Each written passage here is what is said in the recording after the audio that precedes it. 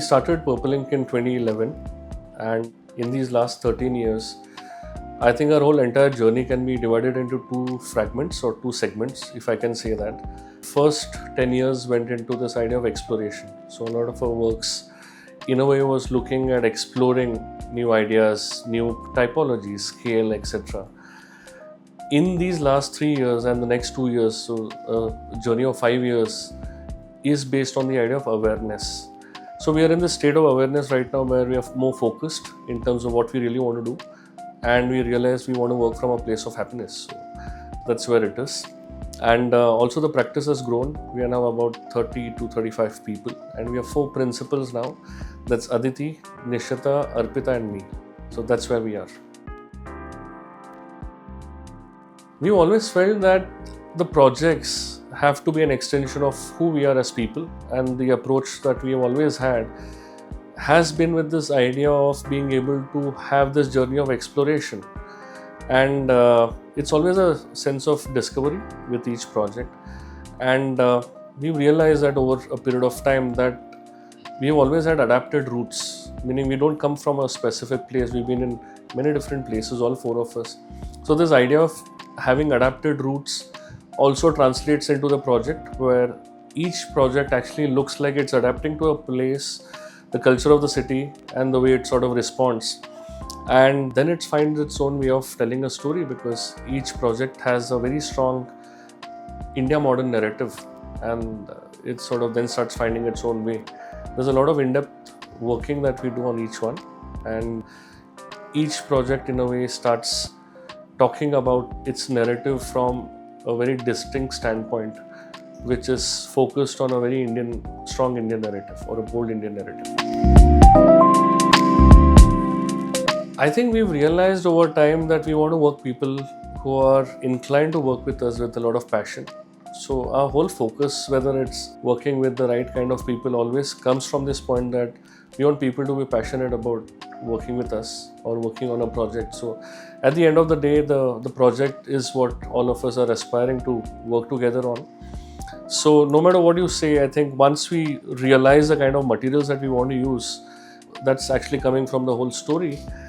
The people in that get involved with the idea of how involved they want to be in terms of being fully sort of absorbed in this whole idea of what the ultimate goal is.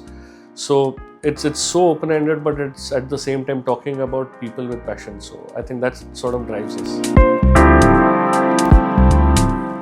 So as a studio, we believe that there is to be a common vision for the entire project, which is derived and constructed right in the start of the project, along with us and the whole client's team put together.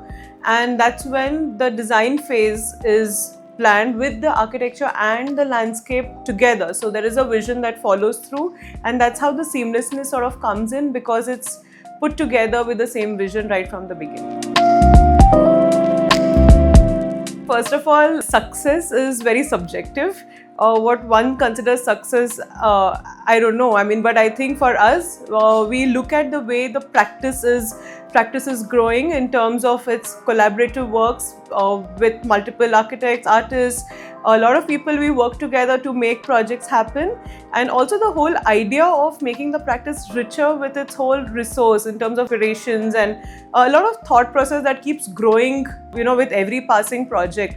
I think that is the growth is the success, and I don't think there is there's a definition for a successful practice in a way.